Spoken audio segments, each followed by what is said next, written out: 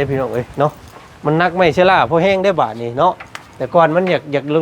องอยู่เพราะว่าหลายคนว่าย่านมันปีนเด้ว่าท่านพี่น้องเอ้ยมันบ่ปีนเลยเนาะเฉพาะไม้ชะล่านี่ก็สิเป็นเท่าใดตันเลยเป็นฮอดได้อันว่าอัดเป็นหน้าต่าง3บานได้อยู่ทางนี้พี่น้องเอ้ยเนาะ3วง3วงอยู่ข้างนี้หมดเลยเพราะว่าสิให้ปิดเลยนะข้างนี้เนาะสุดแล้วน้องเนาะพี่น้องเกินความคาดหมายเลยแหละเนาะว่าสิได้เฮือนหลังใหญ่หลังตีขนาดนี้นะพี่น้องเอ้ยเนาะเดี๋ยวว่ากอดหัวเขาคิดฮอดเจ้าเด้ล่ะนั่งฮอดเจ้าคอเกิดมาดนเลยเท่าพี่น้องก็ทิ้งเนาะ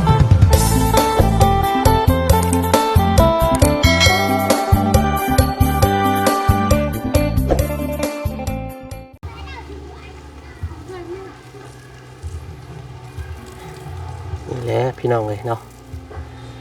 เพิ่นว่าบ่ได้เห็นหน้าเห็นหลังคากับพ่ออยู่พี่น้องเอ้ยเนาะ แหลงองค์ตรงอัดตอมมอมบัดที่นี่พี่น้องเนาะหลังคาแผ่นฝาวงกบเข้ากันอำลำพี่น้องเลยเนาะโธ่ยืนหนึ่งในบ้านสกีพีนอีกแล้วหลังนี้ก็ได้พี่น้องเอ้ยเบิดเทอร์เลอร์โก้ปานฮานพี่น้องเอ้ย เนาะเอาบรรยากาศตอนเล้งเพลงกายอยู่พี่คือเก่าพี่น้องเอ้ยมื้อนี้เนาะเอาก่อนอื่นเด้อกราบทักทายเนาะสบายดีพ่อพี่น้องมัสุกุสู่คนเอาเนาะพ่อกันมื้อนี้กะมาอัปเดตพี่น้องเอ้ยเนาะบ้านเฮือนซ่านของทางน้องน้ำอันนี้โมเมนต์น้องน้ำหวานได้พี่น้องเลยน้ำเช่ เนาะน้ำเช่น้ำข้างบ่น้ำยังกระโบหูพี่น้องเลยเนาะแต่ทีแน่ๆตอนนี้น้องเพิ่นกำลังหดน้ำอยู่เนาะย่านมันค่อนเราสีดน้ำวาบอยู่พี่น้องเลยเนาะเอาพี่น้องเลยใกล้เข้ามาเต็มที่แล้วเนาะวันที่รอคอยน้องเพิ่นกะรอคอยคือกันแล้วว่าซั่นซะสร้างเพิ่นบ่มามื้อนี้พี่น้องไอ้ซีเมนต์เบิดหน้าที่เฮ็ดบ่ได้ว่าเพิ่นมาแล้วเพิ่นเมื่อเนาะโตอัดตอมมอมพี่น้องไอ้งามเด้อเนาะเฮือนเรานี่ก็ได้เป็นสีไม้ประดูเบิ่งแล้วก็ว้าพี่น้องไอ้เบิ่งแพงได้พี่น้องเอ้ยเนาะ โอ้คักเนาะไปพี่น้องเข้าไปเยี่ยมไปยามถามข่าวเบิ่งหลังจากที่บ่ได้ขึ้นมาอัปเดตเบิ่งเนาะหลายมื้อหลายวันหลายคู่หลายคนกับไปฮอดใส่แล้วว่าสันพี่น้องเลยเนาะปุ๊บเอ็ดพี่น้องเลยกำลังหดน้ำหดในเนาะเพื่อความมันว่าบ่อควันมันแน่นมันหนาว่าสันซะโธ่พี่น้องเลยขักเลอะนี่พี่น้องเลยเนาะหลังเอิงเติงบักใหญ่แน่นหนาแล้วก็เข่าหูบเข่าทรงอีกเลยพี่น้องไอ้น้องโมเมนว่าได้แบบได้แผนดีพี่น้องไอ้ตามแบบเนาะสร้างเพิ่นเฮ็ดงามอีหลีเนาะเอ้าโมเมนต์สงกรานต์ได้นี่เนาะสิพาฮดกันอยู่นี่บ่สบายดี อึ๊บโอ้พี่น้องไอ้ฮดมันควันน้องๆเนาะเอาหดใกล้ฮอดสงกรานต์นี่ได้นี่พี่น้องเอ้ยเนาะหดเบาเพิ่งนี่กว่าเนาะ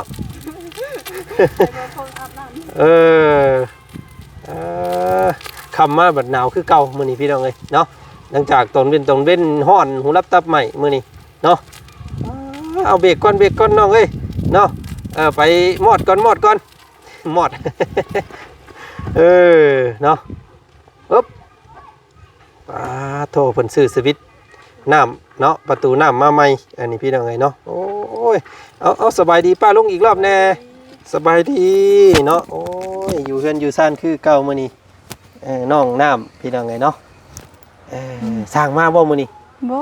ข้าวเวียกเป็นข้าวเวียกหยุดมื้อนี้เนาะข้าวเวียกงานดองมีงานเทศงานดองหลายได้ในช่วงนี้พี่น้องเอ้ยเนาะเอา มาฮอดจอดถึงได้ก็มอบอันนี้ก่อนพี่น้องไงเนาะของฝากของต้อน ขอบใจเด้อ หมักหมูกับขนมพี่น้องไงเนาะเอาไปไหว้ก่อนไปไหว้ก่อนเดี๋ยวยังมาเบิ่งเฮือนซานเจ้าอีกที่หนึงเนาะมีอีหยังแน่ขาดมีอีหยังแน่บ่พอพี่น้องไงเนาะมีอีหยังแน่เหลือ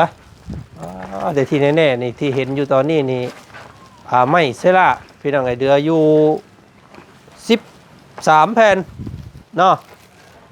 สิว่าเดือก็ยังบ่แม่นได้ยังบ่ทันได้เฮ็ดตัวขอบลงมาอีกเด้พี่น้องไอ้ตัวที่ว่าย้อน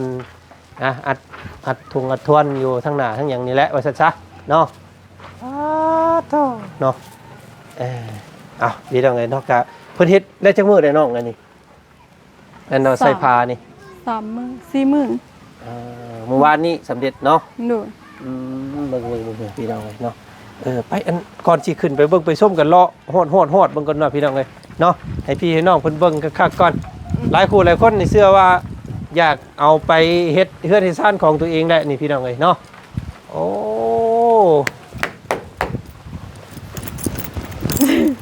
เน็ตได้พี่น้องเอ้ยเนาะ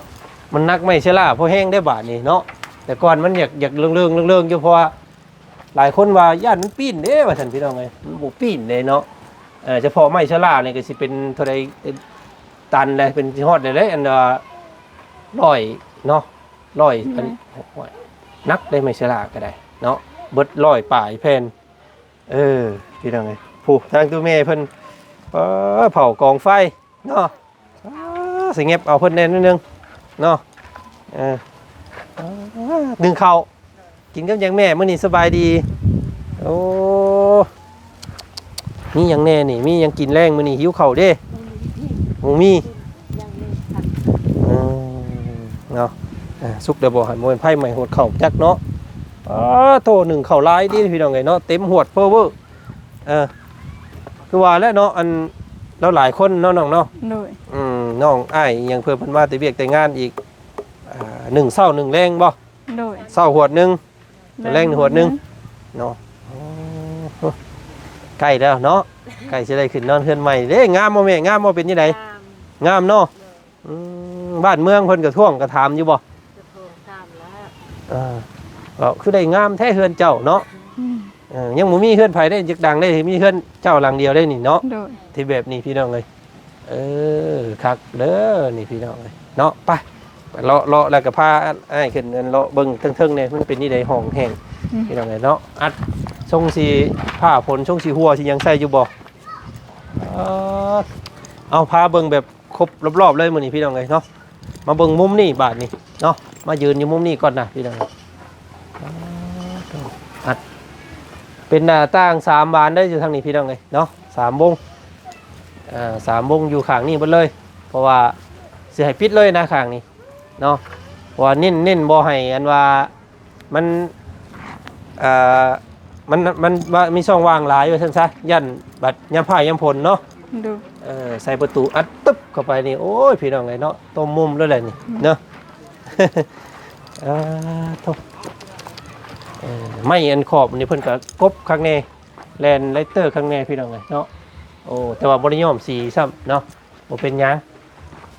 เดี๋ยวให้สร้างเพิ่นไล่เก็บน้ำหลังก็ได้คำว่ามี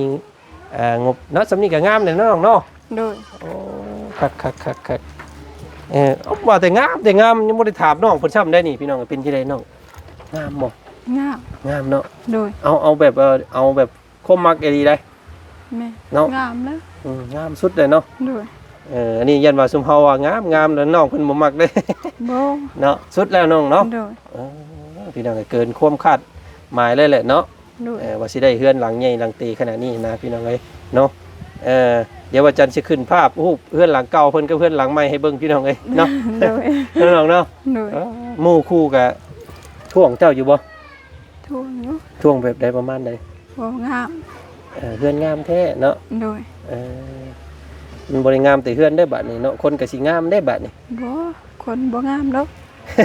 ขี้ร้ายคนยังคือเก่าคิดว่าตัวเองขี้ร้ายบ่เจ้านี่โดยหลายคนได้ซีเพิ่นเบิ่งเพิ่นถามอยู่เพิ่นเบิ่งว่าเจ้านี่งามบ่เห็นงามซังฮะขี้ร้ายมีแต่ว่าตัวเองขี้ร้ายเลยขี้ร้ายเนาะเอาไว้พี่น้องเอ้ยคนเฮานี่ สิมองตัวเองว่าขี้ร้ายเนี่ยดีแล้วเนาะโมเมนต์ว่าสิให้ว่ามองตัวเองงามคือว่าเพิ่งเด้เนาะบ่เพิ่งนี่มีแต่ว่าตัวเองงามตลอดยุคทางตัวเองตลอดงามนี่มันต้องให้หมู่ย่องเนาะ แม่ มันต้องให้คนอื่นว่าโอ้ยผู้นี้งามมันจังงามเนาะสิให้เฮาเว้าเองโอ้ยเฮารอเฮางามแล้วนี่ เฮาขี้ลายเฮาเว้าขี้ลายขึ้นงามเฮาเว้างาม ต่อเพิ่งงามอยู่บ่ รออยู่รอ รออยู่บ่ รออยู่ เราแขวชื่อคอเลย บ่าวจันก็รอ แม่นบ่ แม่รอมา เกี่ยวแหงก็มาดิ ไปๆเราขึ้นเบิ่งเฮือนเบิ่งซ่านเจ้ากันไปเนาะโอ้ไม่ตอกหอกตามก็ยังซ้ำนี่เนาะพี่น้องเนาะก็อาจสิเพียงพออยู่ดอกบาดนี้ยังแต่ตรงบันไดนี้เนาะ โดย โอ้บันไดกันเด้มันยังมีไม้48ตัวนี้แล้วก็ไม่โตแม่บันไดหันแหละเนาะเอาก็คือสิพ่ออยู่ดอกว่าซั่นซะไปล่ะขึ้นก้อนเจ้าเนาะเห็นทางบ่อเสียงเพิ่นแจ้งมาอยู่ทีมงานแจ้งมาอยู่พี่น้องไงเนาะว่ายังขาดงบโตที่ซื้อดินบล็อกปูนแล้วก็ทรายเนาะเฮนี่แหละพี่น้องไงเมื่อก่อฐานบันไดนี้นะเนาะก็สิเอาขึ้นบ่สูงดอกสิเฮ็ดบันไดประมาณ7ขั้นนี่แหละพี่น้องเอ้ยเนาะไปขึ้นมาน้ำหลังค่อยเป็นค่อยไปฮึบนี่นะเนาะสวัสดิ์เสบยเด้อค่อยขึ้นเด้อว่าเพิ่งเด้อฮึบอันนี้เพิ่นยังบ่ทันได้ใส่บ่นี่หรือว่าแป้นมีอยู่เนาะ โดย แม่นมีอยู่แต่ว่าเพิ่นยังบ่ทันได้ใส่ซื่อๆเช็ดเบิดได้หั่นเอาสต็อปก่อน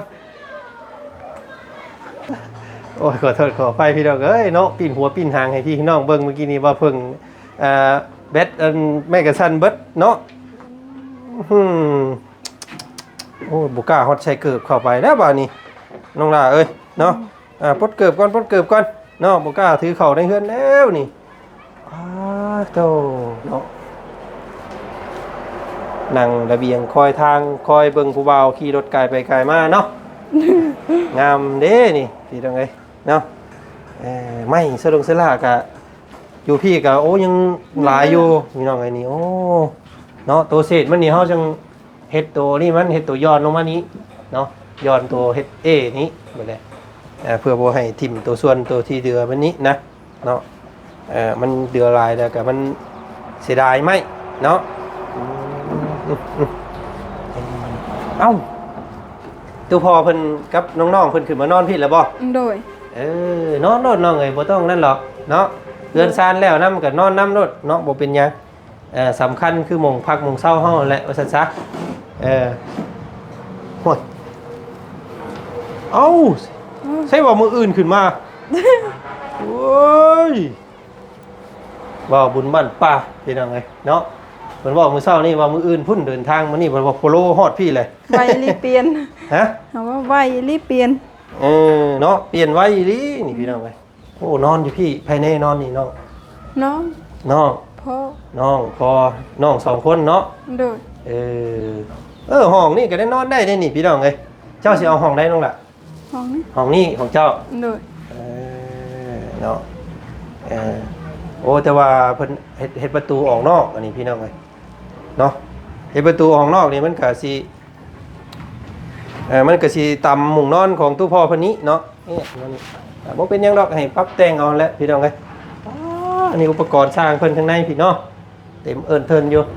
อันนี้สิเป็นห้องน้องๆเนาะ โดย น้องๆเขานอนพี่น้องผู้ชายอันนี้ของน้องน้ำเพิ่นพอได้คอย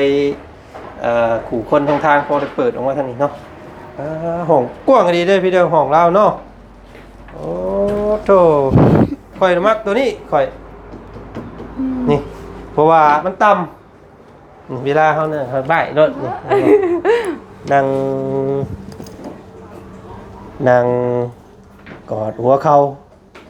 คิดฮอดเจ้าเด้ล่ะ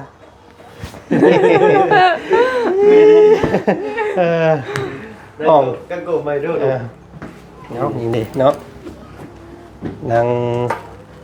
หอดเจ้าคอเกิดมาดนเลยเท่า พี่น้องเพลงเนาะอันนี้เป็น3ใบเนาะนี่เนาะ โดย งามเด้พี่น้องเอ้ยเนาะกะคักลายมันสิเฮ็ดให้เฮือนเฮาเย็นแบบว่ามันอันหน้าต่างมันต่ำนะเนาะโอ้คักพี่น้องไงเนาะอ๋อลึเนาะ อ๋อ แต่ว่าตัวนี้บ่ได้ปิดขึ้นฮอดเทิงเนาะมันก็สิแบบว่า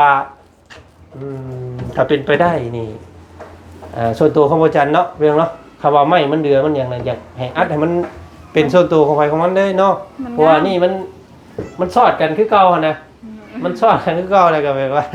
มันบ่เป็นส่วนตัวปานใดแต่ว่าคำว่าไม้มันพอเนาะคำว่าไม้มันเดือในว่าซั่นซะ ยังเลือกอันนั้นอยู่ตารางนั้นยัง2เพก เดี๋ยวลองให้ทางสร้างเพิ่นเก็บงานอย่างก่อนก็ว่าพอเป็นไปได้จังปิดให้มันเป็นห้องของทุกเจ้าส่วนตัวแล้วเนาะมันจะงามเนาะ โดย อันนี้ยังแบบว่ามันยังโล่งๆอยู่ยันว่ามันทิ่มหันทิ่มนี่คำกันได้นะ ยันนอนอยู่หมอนึงอุ้ยใช่หัวเนาะ เอาคำว่ามันเดือพี่น้องคำว่ามันบ่เดือกับซ้ำนี่ก็โอเคแล้วน้องเนาะ โดย งามแล้วนี่พี่น้องไอ้โอ้เท่างามอ๋อเลยอ่ะป้าน้องไปได้แล้วสำในเบิ้งได้แล้วเนาะมือหน้ามือในจะมาอัปเดตใหม่พี่น้องเอ้ยก็ติดอยู่นี่แหละพวกเฮาก็ได้พี่น้องเอ้ยเนาะเพราะว่าเดือนน้องเพิ่นยังบ่ทันแล้วนะยังบ่แล้วแล้วก็เฮาสิก่อติดจนมันแล้วพุ่นแหละว่าซั่นซะแต่ว่างบในการสร้างนี่ก็เกือบเพียงพอแล้วยังขาดแต่บางส่วนนะพี่น้องเอ้ยก็เลยนี่แหละเนาะซอยกันเก็บกรรมข้อมูลถ่ายทอดให้พี่ให้น้องเบิ่งเนาะกะตรงใดมันผิดมันเพี้ยนมันบ่งามจังไดกะติกันได้ในตอนที่ว่ายังบ่แล้วเนาะนี่เลยทวนตัวนี้ก็ยังทันได้ปิดนี่พี่น้อง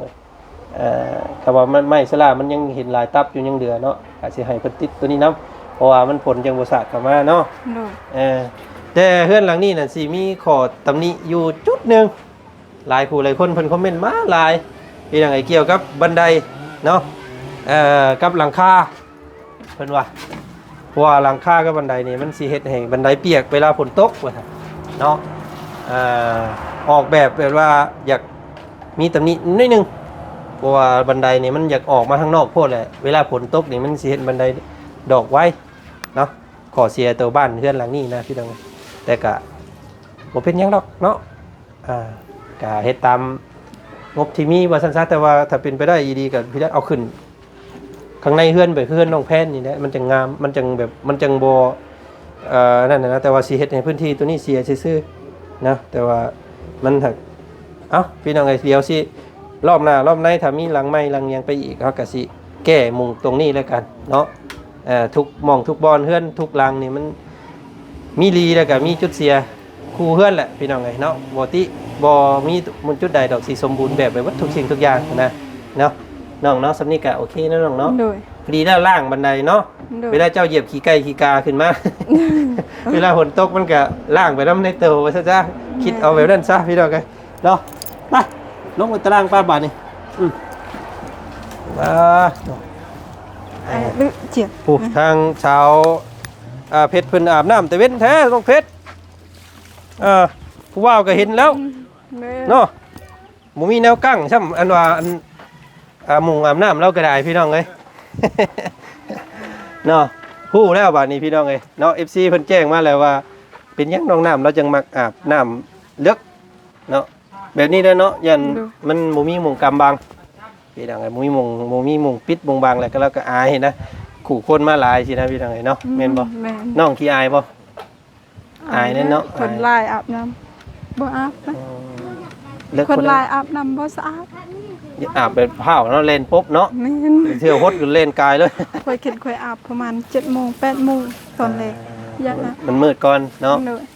อาบได้ก็ขึ้นไปนอนเลยเนาะแบบนั้นพี่น้องไงคนมักอาบน้ำเลิกนี่คือคนบ่ไปดินไปเที่ยวพี่น้องไงสังเกตไว้รถถ้าคนอาบน้ำแต่เว้นนี่คนมีแนวไปแล้วทางไหนนะ เนาะแม่นบ่ แม่น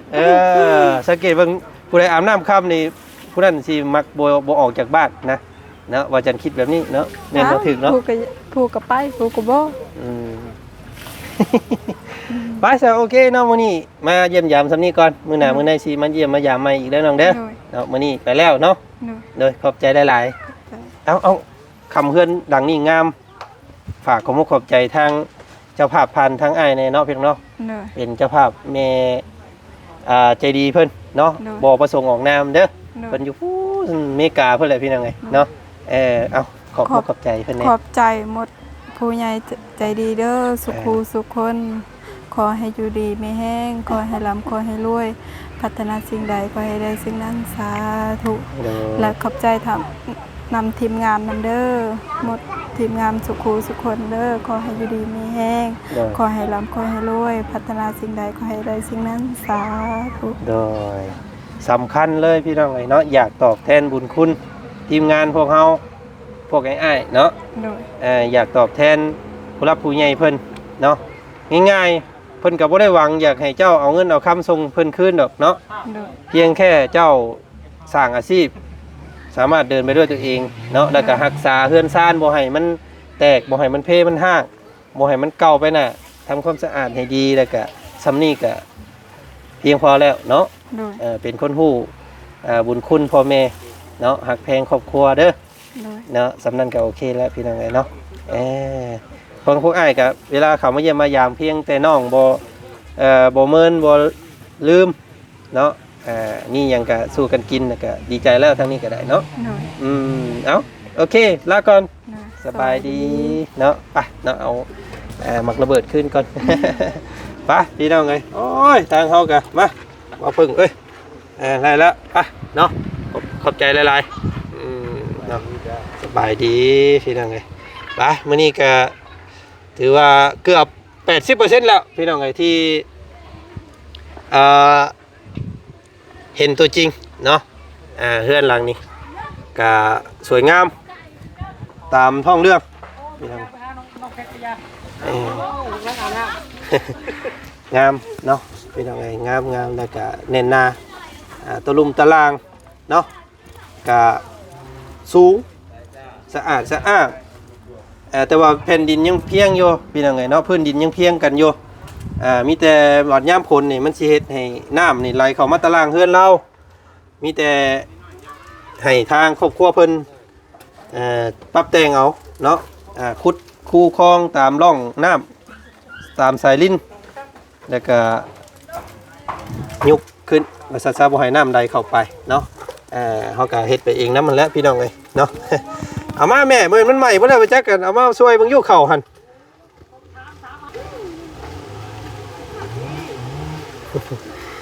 ทางตู้เมย์เพิ่นกัน1เข่ามือละ2หวดเราว่าพี่น้องเอ้ยเนาะหวดเต็มๆแบบนี้เลยเข่างามแท้อันนี้เนาะเข่าแม่เองนี่บ่คือเข่าเพิ่นซื้อมาให้ เขานั่นเบาเตียง โอ้บ่เตียงซื้อมาให้นั่นบ่งามเนาะขาวเด้อพี่น้องเอ้ยเอ เอปึ๊บเนาะขวดใหม่ๆมื้อนี้พี่น้องเอ้ยปึ๊บเอ้ามันบ่มีไม้กระด้ามบ่แม่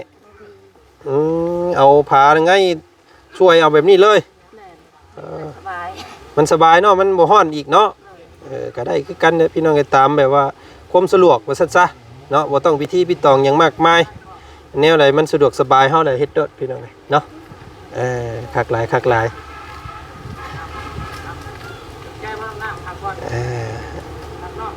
เอามื้อหน้ามื้อในสิมาดินน้ำใหม่ได้ไหมเด้อโดยสบายดี พี่น้องก็ยิ้มเป้ยอยู่เจ้าของบ้านเพิ่นก็ได้เฮือนงามเนาะเอาเฮือนหลังนี้งามได้เนาะก็ต้องขอบมุกขอบใจขอบบุญขอบคุณทางผู้ใหญ่ใจดีเนาะ FC บัดสุขุสุคนที่ช่วยเหลือและต่อเติมความฝันให้น้องน้ำเพิ่นได้เป็นจริงพี่น้องเอ้ยเนาะกะมื้อนี้ทางบ่จันขอจบคลิปนี้ก่อนเพียงสำนี้เนาะพอกันใหม่คลิปหน้าแล้วกันคลิปนี้ขอบคุณทุกภาคส่วนที่มีส่วนร่วมสมทบบัดสุขุสุคนได้เพียงเด้อขอบคุณขอบใจหลายๆเด้อเนาะไป